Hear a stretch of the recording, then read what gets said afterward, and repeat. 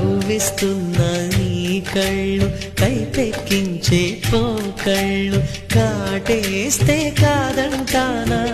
ఇప్పుడైనా వయసేమైనా సొగసేమైనా మరపించే మనసేమైనా నవ్వు నవరాత్రి నీ కోసం తీసుకువస్తున్నా